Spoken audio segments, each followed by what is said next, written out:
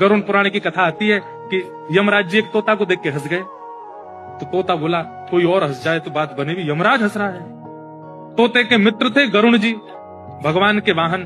तो अपनी पहुंच लगाते हैं ना लोग, जब संकट में आते हैं तो अपनी पहुंच लगाते हैं, जैक लगाते हैं, हाथ पांव फड़ाते हैं। गरुड़ जी को कहा कि भैया तुम कैसे भी एक काम करवा दो। बोले क्या?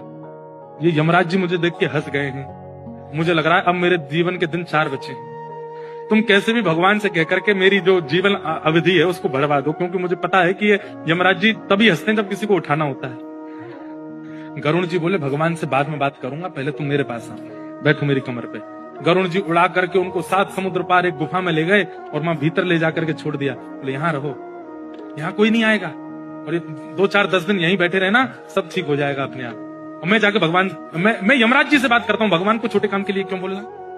मेरी पहुंच तो सब जगह है। मैं भी रसातल में जाके यमराज जी से कहता हूँ तुझको नहीं लेके जाएंगे, ठीक है?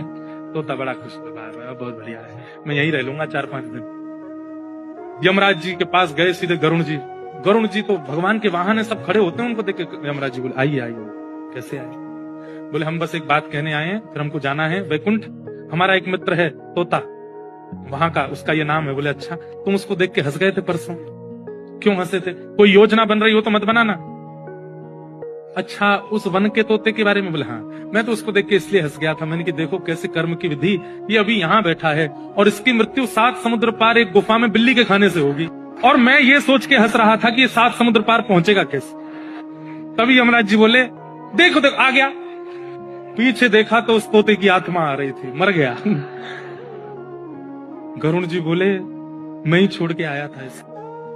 आप कौन से जन्म का अब भोग रहे हो आपको नहीं पता है भैया, वो नहीं टल सकती है।